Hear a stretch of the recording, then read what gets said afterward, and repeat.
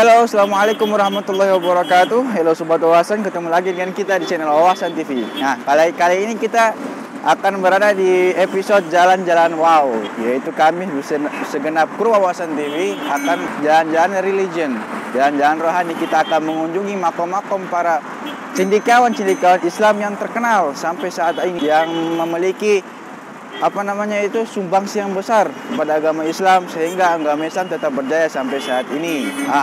Oke, sekarang kita akan mulai menuju ke daerah Sayyidah Aisyah. Seperti apa keseruan yang kita lakukan? Tonton terus video ini sampai akhir. Yuk, kita jalan.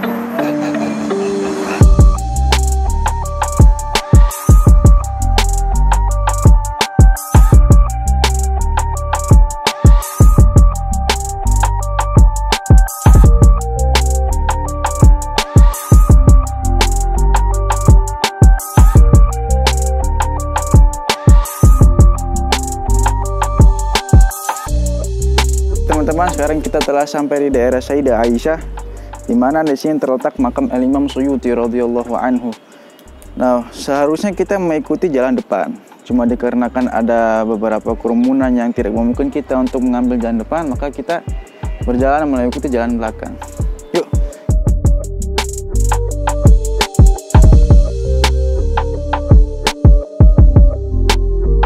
Nah, Sobat Wawasan, sekarang kita sudah sampai di makam salah satu cendekiawan muslim. Yuk, sebelum kita bercerita, baiknya kita baca Fatihah dulu untuk beliau.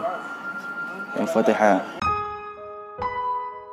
Nah, Sobat Wawasan, salah satu cendekiawan muslim, ulama Islam yang sangat terkenal, Imam Jalaluddin As-Suyuti. Beliau bernama lengkap Abu Fadl Abdurrahman bin Kamaluddin bin Abu Bakar Al-Khidri As-Suyuti Al-Misri Asy-Syafi'i. Beliau dinamakan Al-Khidri dikarenakan nenek moyang beliau dulu berasal dari Baghdad, Irak. Kemudian As-Suyuti dikarenakan beliau berasal dari kota As-Suyut. Beliau ini merupakan cendekiawan yang terkenal di abad 15 Hijriah. Kecerdasan beliau sangat diakui oleh orang-orang. Saking cerdasnya, beliau mampu menghafal Al-Quran pada usia kurang dari 8 tahun. Dan pada usia remaja, beliau mampu mengarang sebuah kitab.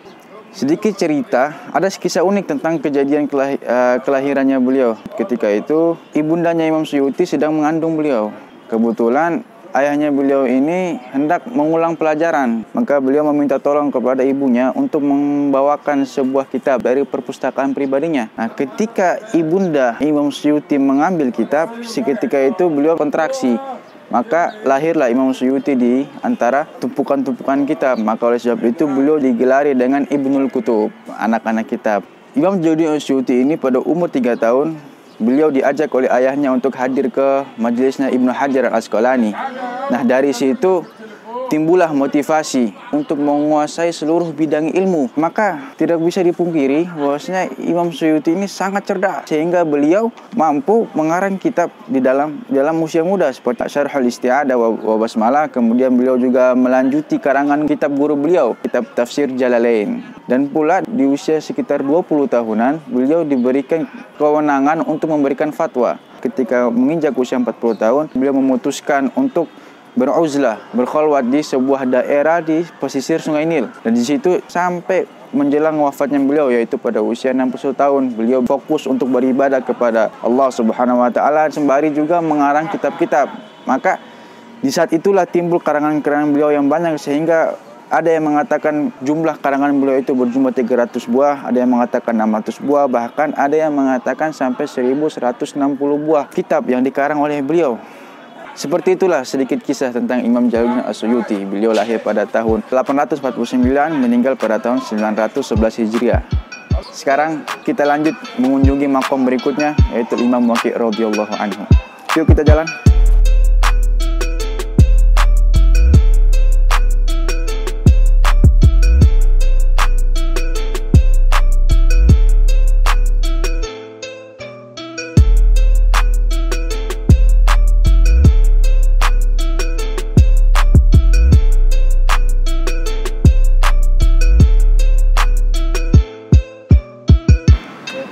Nah, sekarang kita sudah berada di Jalan Al-Imam, Jalan Imam Syafi'i sih, cuma orang-orang sini bilang Syari' Al-Imam.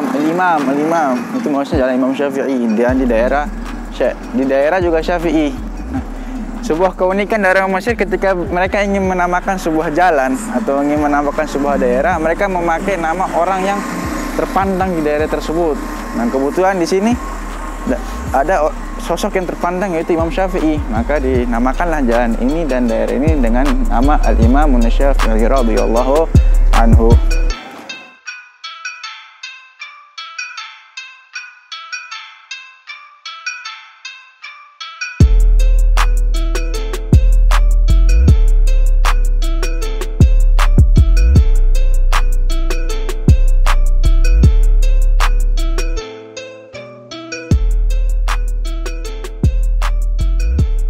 Syakautu ila waki' su'a hifdhi fa'arsyadani ila tarkil ma'asi wa akhbarani bi anna al-ilma nurun wa nurullah la yuhda lil 'asi. Ini adalah sebuah syair dari imam minal a'immatil madzahib arba'ah, yaitu Imam Syafi'i ketika beliau berkonsultasi kepada gurunya Imamul Waki' radhiyallahu anhuma atas jeleknya hafalan beliau akan sebuah ilmu. Maksudnya tidak seperti biasanya. Imam Syafi'i itu dikatakan beliau tuh sekali ngeliat langsung hafal semuanya. Nah, ini kebetulan ada sedikit gangguan dalam hafalan beliau, terus beliau mengeluh kepada Imam Waki'. Imam Waki' pun memberi nasihat dengan meninggalkan maksiat karena ilmu itu adalah cahaya dan cahaya Allah itu tidak diberikan kepada orang-orang ahli maksiat. Sedikit tentang Imam Waki'. Imam Waki' adalah sosok ulama cendekiawan Islam yang terkenal yang bernama Waki' Abu Sufyan Waki' ibnul Jarrah Ar-Ruwasi Al-Kufi. Beliau adalah seorang cendekiawan yang berasal dari negeri Kufa, yaitu di Irak. Beliau seorang al-hafidh ahli hadis yang sangat terkemuka yang menjadi tujuannya para pencari riwayat hadis pada zaman tersebut. Sedikit cerita tentang Imam Waki' ketika beliau berhaji bersama sahabatnya menuju Mekah Mukarramah.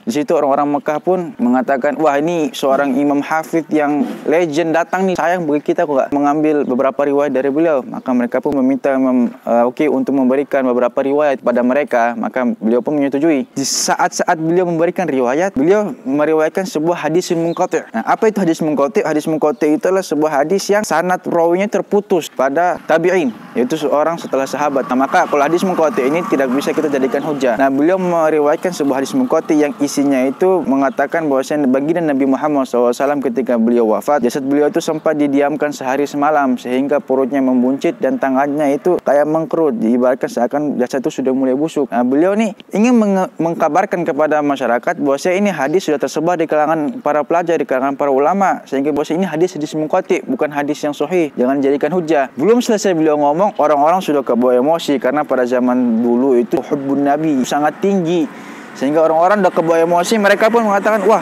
Imam Waki' mengatakan seperti ini mustahil Nabi seperti ini nih, ini penginan Nabi ini, kata mereka. Para syuhada saja jasadnya utuh kok tidak sampai begitu, apalagi baginda Nabi, pemimpin para anbiya wa syuhada. Wah, mereka emosi, mereka pun melapor kepada wali kota Mekah pada saat itu.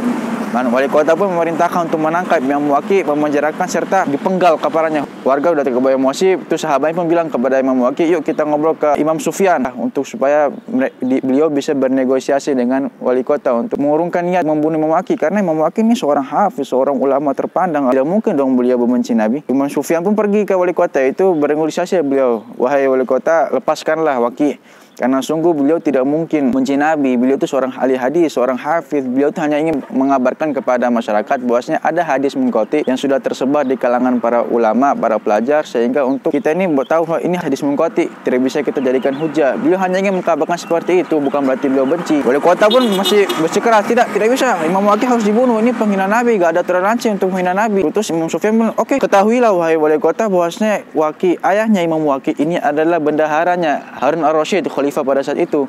Kalau seandainya kau membunuh beliau, bahkan nanti akan datang pasukan yang datang untuk membunuh dirimu. Dan aku sudah menasihati dirimu, terserah kau mau bikin apa. Wali kota pun berpikir, wah ini betul juga nih, kalau saya bunuh Imam Waki', datang pasukan, mati saya nih, dibunuh nih. Lalu itu dilepaskanlah Imam Waki' pada saat itu, sehingga beliau bisa pulang ke Baghdad.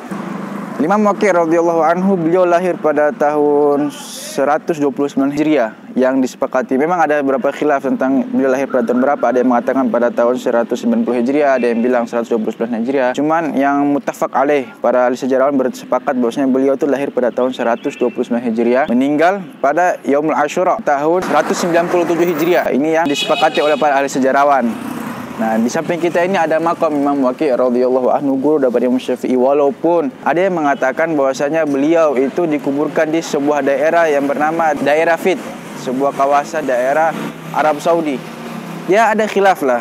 Ada yang mengatakan beliau dikuburkan di sini, ya ini tepat di samping kita adalah makam beliau. Ada yang mengatakan di daerah Fid. Ada yang bilang bahwasanya di sini bukan Imam Waqi', melainkan Ibnul Waqi', seorang ulama juga pengajar Al-Quran yang mengajar di Masjid Imam Syafi'i yang akan kita tuju setelah ini. Saya juga beberapa hari yang lalu berbincang dengan beberapa masyarakat, bahwasanya mereka bilang Imam Waqi' itu dikuburkan di sini, di samping kita ini, dikarenakan beliau meninggal setelah naik haji pada Yaum Asyura. Nah, itu ketika beliau meninggal, beliau belum sampai ke daerah asalnya di Kufah. Kebetulan Imam Syafi'i sudah berada di Mesir. Imam Syafi'i pun bilang, Imam Waqi', kuburkanlah Imam Waqi' di Mesir, karena beliau tu ingin ketika beliau wafat, beliau ingin berada di samping guru-gurunya. Ya, ada beberapa versi, ya wallahu a'lam bishawab. Terlepas dari semua itu, Imam Waqi' dan Ibnul Waqi' sendiri, mereka berdua adalah seorang ulama yang ahli dalam bidangnya, yang memiliki kontribusi yang besar untuk agama Islam. Oke, sekian sedikit dari kisah tentang Imam Waqi'. Sekarang yuk kita menuju ke makam Imam Syafi'i. Makam Imam Waqi' dan Imam Syafi'i berdekatan. Yuk kita menuju ke makam Imam Syafi'i. Next cerita kita selanjutnya. Muhammad bin Idris bin Abbas bin Usma bin Syafi'i. Beliau lahir di kota Gaza, Palestina pada tahun 190 Hijriah, meninggal pada tahun 204 Hijriah.